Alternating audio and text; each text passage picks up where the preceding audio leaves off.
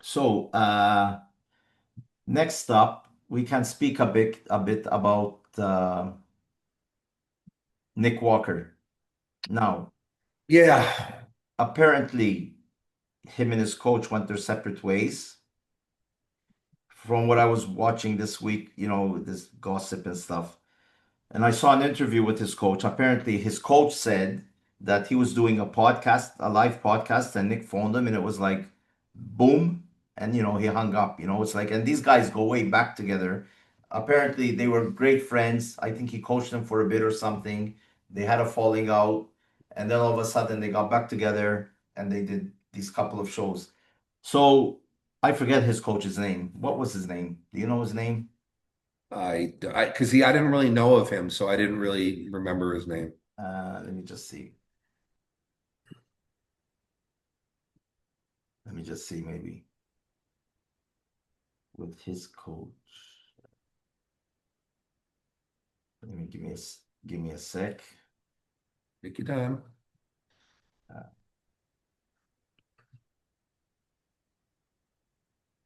what's his coach's name? One sec. Where would you find? We would find that. No, no, I'll find it. I'll find his coach. I'll find it. I'll find it. His coach is the hell's his name? Why isn't his name coming up? Jeez. Uh, Can't find his. Kyle, Kyle, Kyle Wilkes. That sounds familiar. Kyle Yeah. Wilkes, yeah. So, um, So apparently, Kyle was told by Nick that he doesn't want to work with him anymore doing a podcast, whatever. And I was watching a podcast with Kyle, and he was saying that he thought that his Pittsburgh uh, presentation was his best, to date. And Was he being coached by this guy back then? yeah, yeah. And Oh, then when the Olympia came around, obviously Kyle being quite a young coach, maybe not having somebody of such caliber trying to peak him over 2 days. He admitted that they got it wrong, I think, on the first day, and on the second day, it was better. a little better. Um, Yeah. Yeah, it was. Obviously, Nick then came out with a video saying it's there. I mean, if people want to see it, I think it's on his channel that he was not happy with his Pittsburgh. He said he could look better, tighter, fuller, But listen, Nick, I mean, you had several coaches, in the past couple of years. All right, you missed an Olympia because you were injured. You missed another Olympia because you weren't ready. Uh, and now, he was with that guy. I forgot what they call him. Don, was it Don Slice something? Don Super Slice? Yeah, he was with him as well, I think. Mhm. And so,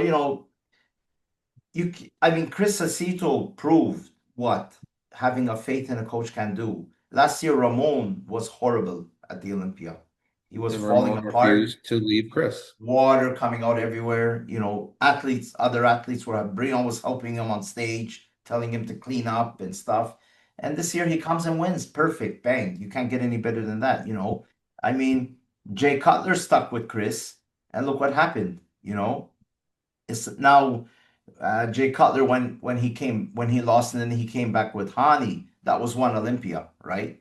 And but all the work was Chris from when he was an amateur. Nobody knew him all the way up to winning two or three Olympias with him. Um, so I think Nick has to find a coach and let him not experiment on him. That's not the word to use, but um, it's a learning process. Maybe Nick's body takes a year or two to get used to. You know what I mean?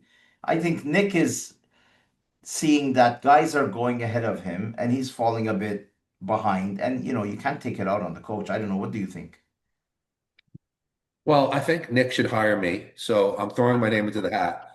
Nick, I will coach you. Yeah, I would love to. he can. Um, I Yeah. think I think I would do an amazing job with him, but Yeah. people don't know me as much, so Doesn't matter. they You don't know, know, but I know what I'm capable of. So I'd love to coach you, Nick, if you hear this. But what I think overall is I agree. I think that a lot of people tend to listen, coaching an athlete, the human body is not like a static thing, like that. Every single prep, the body reacts a little bit differently. Um, every single prep has different circumstances in terms of the athlete. It's hard to nail a perfect condition in one show because every coach does have to learn that athlete's body. For, the many examples include some athletes need to drop sodium out a couple of days before a show. Yeah. Some athletes need to stay, on a tremendous amount of sodium. Some athletes need to, cut their water the day before. Some athletes need to drink water. Some athletes can do 1,000, 2,000 grams of carbs a few days before and not spill over. Some of them will spill over on 500. It's just, there's almost like no rhyme or reason. You have to allow your coach to learn your body. I think that's the first thing. You have to allow your coach to, and it's not going to be one show. It might not even be two shows. Sometimes it's 3 and 4 shows. And remember, again, year to year, the body, you can't just, if you peak perfectly this year and then use the exact same Yeah. PED protocol, diet, cardio, everything, the body might not peak again Yeah. because the body changes. It's That's very a dynamic. fact. And so the talent of a coach is to be able to see what's going on. Yeah. Like maybe you'll start the same way and say, okay, this worked last year, let's see how it goes. But then you find in the middle you have to make adjustments Yeah. every week. That's why you have to keep your eye on them. You have to make adjustments, and that's what a talented coach does. I think So Nick should just, I think he should just do a couple of 4 or 5 shows this year. Maybe that's what he needs to do, you yeah, know? I mean, well, the more shows you do, the more chances you get to peak and you can try slightly different things. Now, that being said, I'm also a huge proponent, and I've said this on a million podcasts, I've said this in interviews, I've said this in articles. Stop trying to pull magic out of your hat the last few days. If you look amazing a week out, 2 weeks out, stop trying to pull a magic trick the last couple of days and do something drastic, Yeah. like introducing crazy foods or dropping water out or adding a sodium loading deplete. Like if you look amazing, kind of ride it out to the show. You can make slight changes, slight little tweaks right before the show, but most of the time, these magic tricks that people try to pull, crazy diuretics, this, that, Yeah. they end up backfiring 90% of the time, if not more. And you get that typical, wow, I don't understand. I looked great 2 weeks out, but at the show, I didn't look anything the same. Like I'll say it, a million times. As much as I love Sergio, and I still think he still can get into the Olympia and win shows, you see him a few weeks out of the show, he looks like he's going to kill everybody. Then you see him on stage, and you're like, he doesn't look the same. Yeah. Steve I mean, Kuklo used to have that problem. yeah. I mean, even Nick Walker leading up to the show looked like he was going to look incredible, and then at the show wasn't I mean, as good. So this was 3 weeks ago, okay? Just a bit before the Olympia, I yeah, think. he looked like he was going to kill it, and Yeah. I mean, look at something that. happened. I don't know. Maybe But then obviously again, that's him standing alone. So again, you have to put him next to the other standing athletes. But alone, he did look great. I mean, he did look great. That's it. So, but my point is, when and just talking about, you have to give coach hopping is one of the worst things to do. Now, listen, if you're with a coach for 3 years and you've done 10 shows and you're never peaking, then I could see yeah, moving, all right. to take Yeah. being like, okay, it's just not working for whatever reason. But you can't do one, two, or even three No. shows and miss a peak. I mean, Chris Aceto, Hani, Patrick Tudor, Yeah. all the coaches that we know, and even Yeah. myself, there's been times where our athletes hasn't hit it the way we want them to hit it. And it's nobody's fault, Yeah. really, Yeah. and you go, okay, you talk with your athlete and say, I think we need to do this, we need to do this, we need to Yeah. change this and this, and then the next show you do hit it. But if you don't give the coach a chance and then you pull in a new coach right away, then they have to go through that whole new learning I mean, process.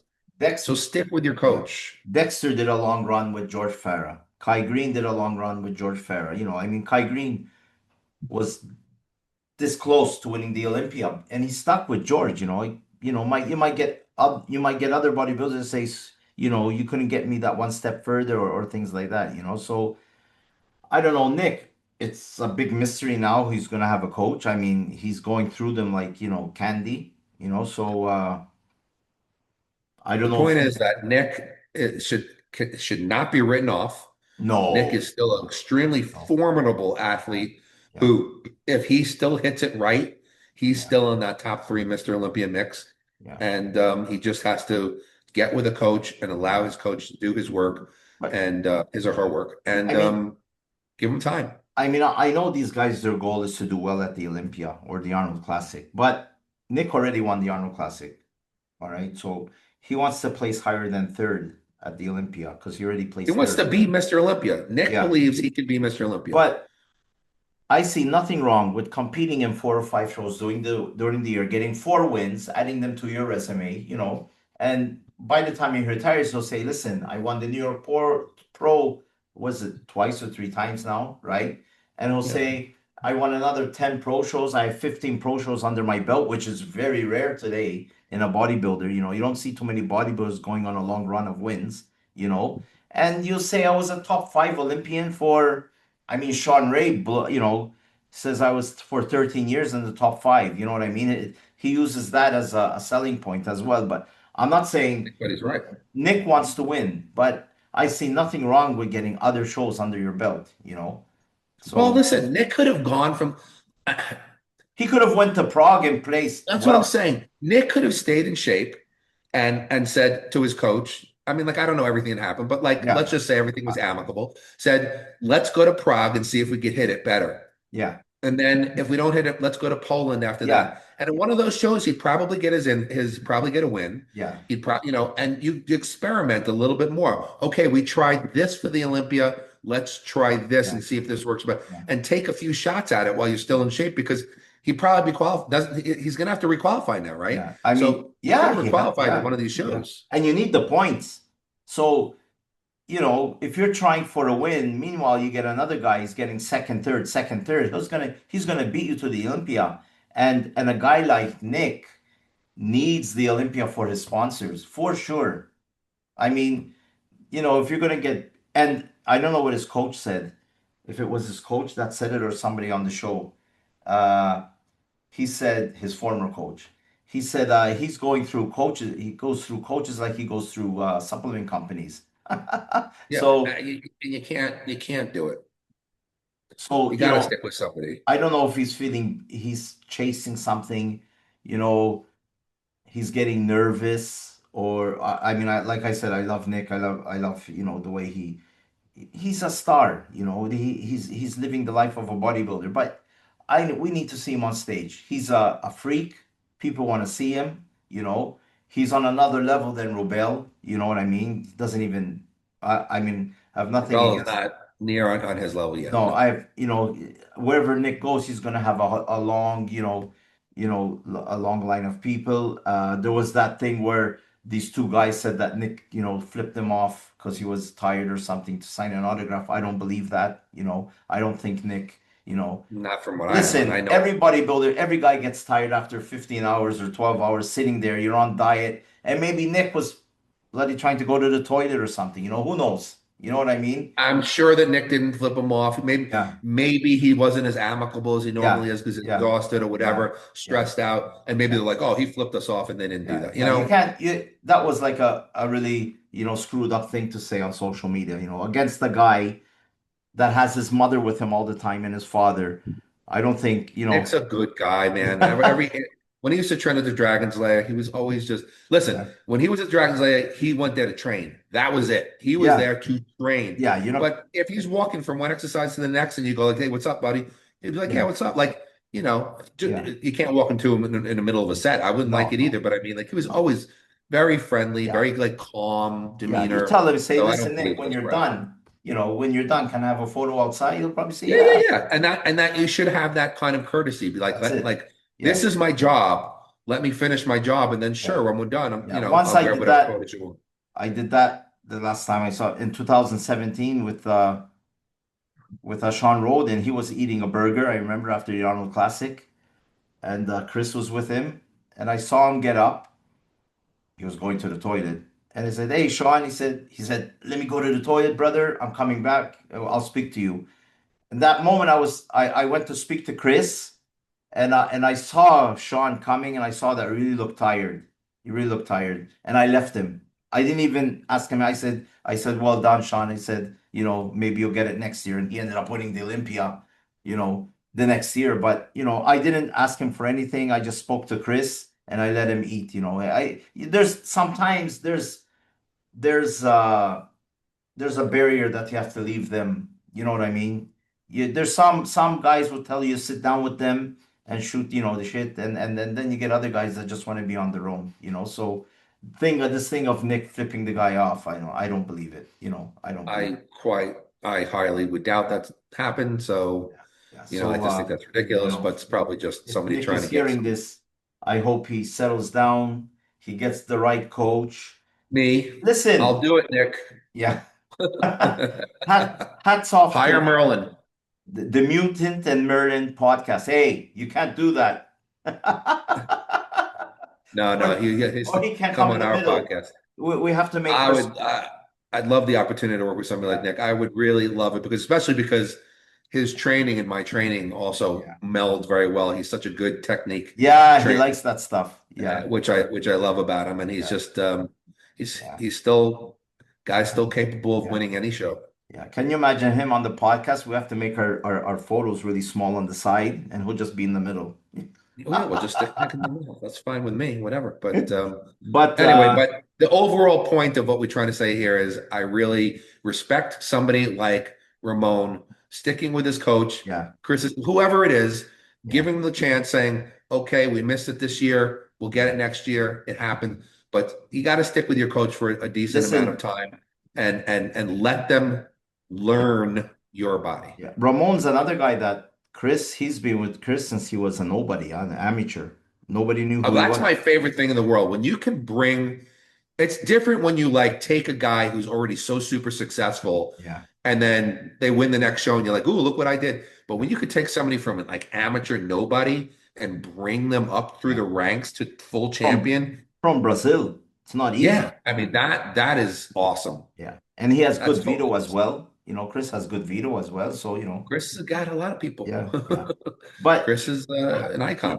hats off to Nick as well. I have to say this. He got that guy Don, super slice. He got this guy, Kyle, or And whatever. Dom, let me tell you, Dom is a very talented Yeah, coach. but he gave the opportunity to two guys that are really well known, you know, to try to make him better. So you're not out of the picture. Hey, listen, some of the best coaches are coaches that are not that well known. Yeah, yeah, There's some very talented coaches who may yeah, not have worked with yeah, and they just don't get the opportunity because they're not a name or whatever. But I yeah, know a lot of people who are brilliant minds yeah. who nobody would even know who they are. So, I mean, Listen, Chris Bumstead, his brother-in-law, was behind it for a couple of years.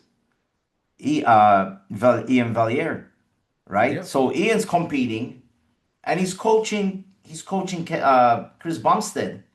But then when he started seeing it was getting a bit too much, he pulled out of that, and he went over to Hani for his last 2 years, I think, right? So, you know, people, he doesn't even mention it, Ian, that he was his coach. He doesn't really want to, but he was his coach.